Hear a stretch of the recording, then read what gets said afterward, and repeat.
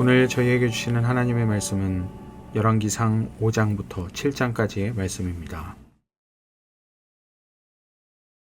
5장. 두로의 히람 왕은 평소에 늘 다윗을 좋아하였는데 솔로몬이 그의 아버지 다윗의 뒤를 이어 왕으로 기름 부음을 받았다는 소식을 듣고 솔로몬에게 자기 신하들을 보냈다. 그래서 솔로몬은 히람에게 사람을 보내어 말을 전하였다. 임금님께서 아시다시피 나의 아버지 다윗 임금은 주 하나님을 섬기면서도 주님께서 원수들을 그의 발바닥으로 짓밟을 수 있게 하여 주실 때까지 전쟁을 해야 했으므로 자기의 하나님이신 주님의 이름을 찬양할 성전을 짓지 못하였습니다. 그런데 이제는 주 나의 하나님께서 내가 다스리는 지역 온 사방에 안정을 주셔서 아무런 적대자도 없고 불상사가 일어날 일도 없습니다. 이제 나는 주님께서 나의 아버지 다윗 임금에게 내가 내 왕위에 너를 대신하여 오르게 할 내 아들이 내 이름을 기릴 성전을 지을 것이다 하고 말씀하신 대로 주 나의 하나님의 이름을 기릴 성전을 지으려고 합니다. 그러므로 이제 명령을 내리셔서 성전 건축에 쓸 레바논의 백향목을 베어서 주시기를 바랍니다. 나의 종들이 임금님의 종들과 함께 일을 할 것이고 임금님의 종들에게 줄 품삯은 임금님께서 정하시는 대로 지불하겠습니다. 임금님께서도 잘 아시다시피 우리 쪽에는 시돈 사람처럼 벌목에 능숙한 사람이 없습니다. 히람이 솔로몬의 말을 전하여 듣고 크게 기뻐하면서 이렇게 말하였다. 오늘 다윗에게 이 큰 백성을 다스릴 지혜로운 아들을 주신 주님께 찬양을 드리자. 그리고 히람은 솔로몬에게 회신을 보내어서 이렇게 말하였다. 임금님께서 나에게 보내주신 전갈은 잘 들었습니다.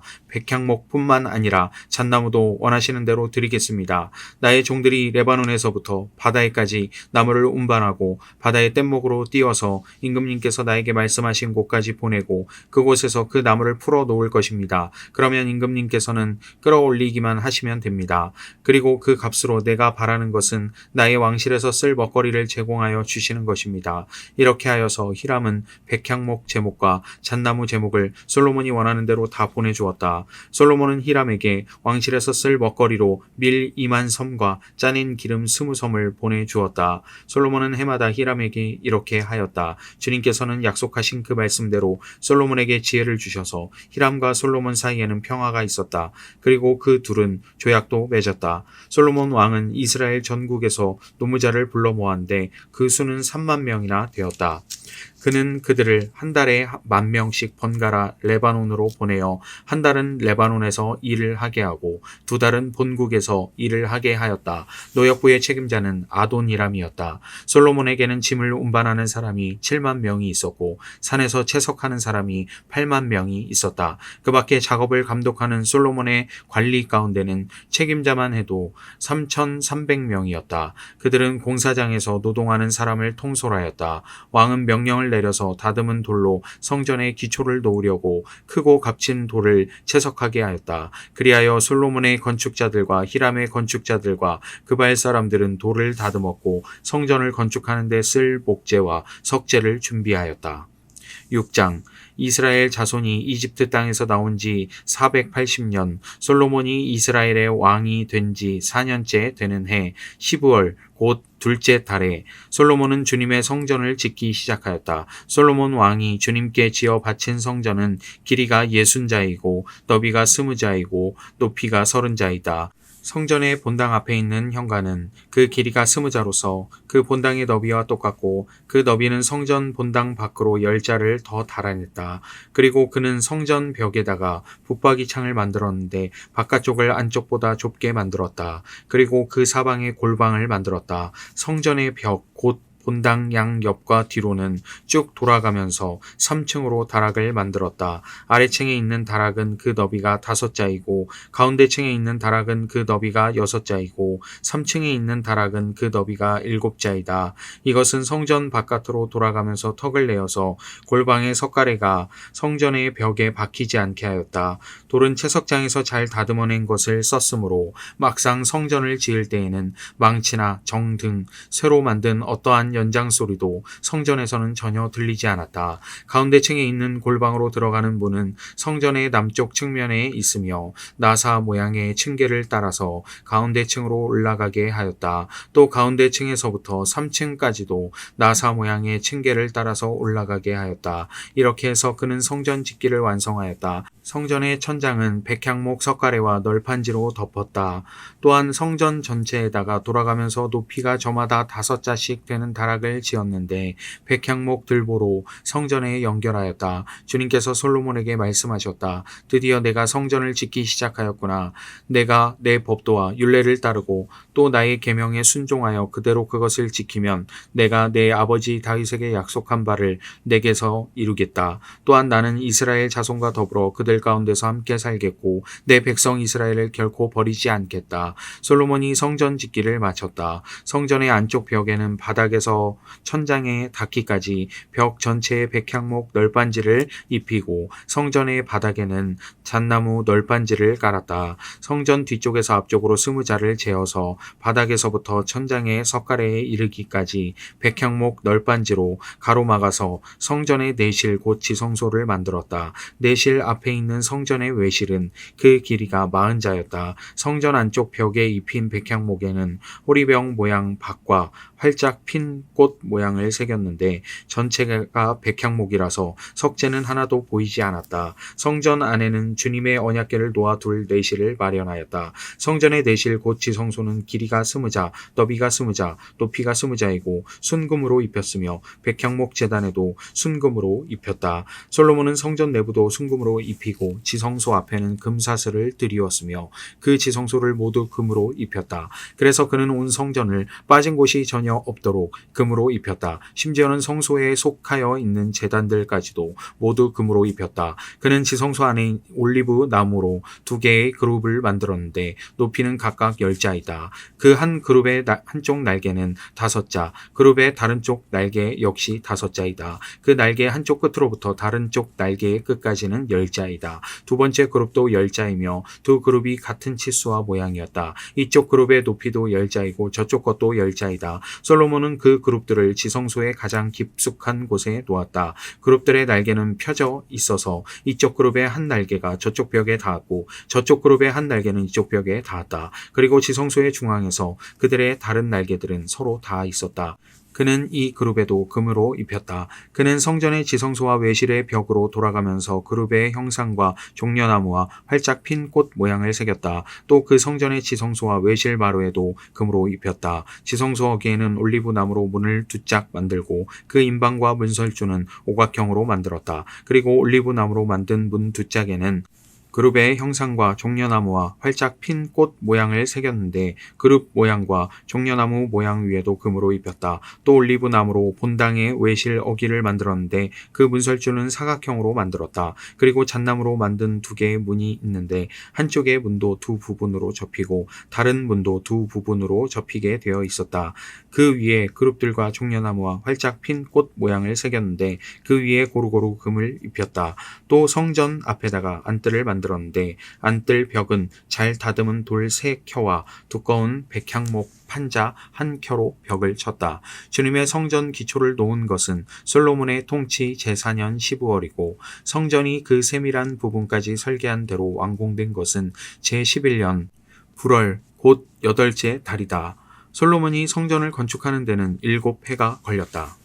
7장 솔로몬은 자기의 궁을 건축하기 시작하여 그것을 완공하는데 13해가 걸렸다. 그는 레바논 숲을 궁을 지었는데 그 길이는 100자이고 그 너비는 50자이고 그 높이는 30자이다. 백향목 기둥을 4줄로 세우고 그 기둥 위에는 백향목 석가래를 얹었다. 지붕에는 한 줄에 15개씩 모두 45개의 석가래를 대고 백향목 판자로 덮었다. 창틀은 3줄로 되어 있고 그 창문들은 3단으로 되어 있어서 서로 마주보고 있었다. 문과 문설주는 모두 네모난 모양이고 창문은 창문끼리 3줄로 마주 보고 있었다. 그는 기둥들을 나란히 세워 주랑을 만들었다. 그것은 길이가 50자이고 너비가 30자인 벽이 없는 복도였다. 주랑 앞에는 현관이 있고 현관 앞에 또 기둥들이 있고 그 기둥들 위에는 차양이 걸려 있었다.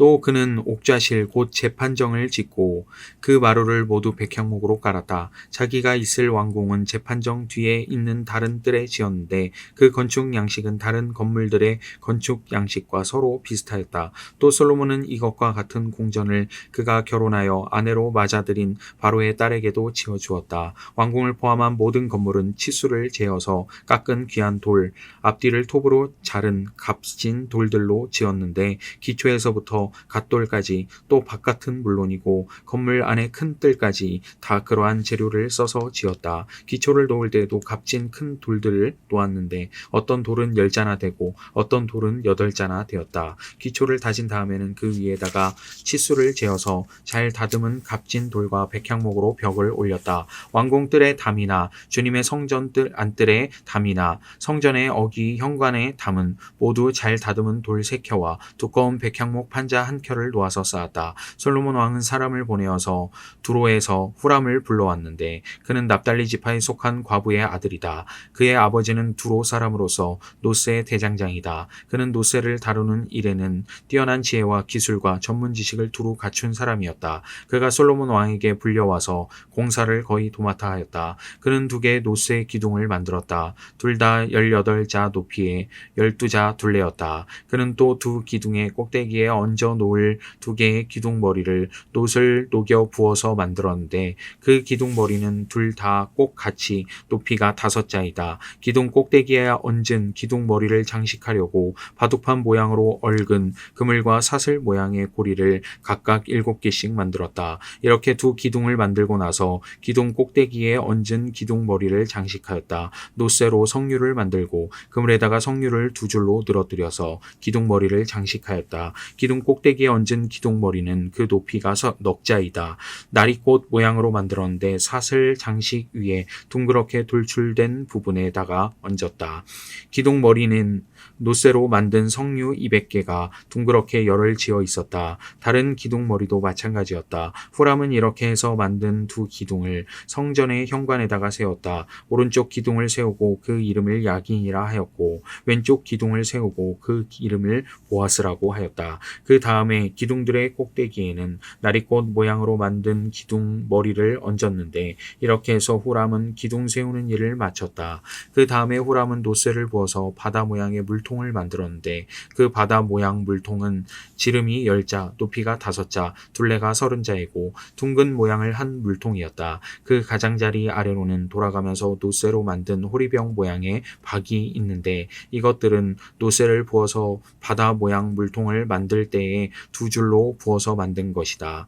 또한 12마리의 놋쇠 황소가 바다 모양 물통을 떠받치고 있는데 3마리는 북쪽을 바라보고 3마리는 서쪽을 바라보고 3마리는 남쪽을 바라보고 3마리는 동쪽을 바라보고 서 있었고 등으로 바다 모형을 떠받치고 있었다. 황소는 모두 엉덩이를 안쪽으로 향하고 있었다. 그 놋쇠로 된 바다 모양 물통의 두께는 손 너비 만하였다.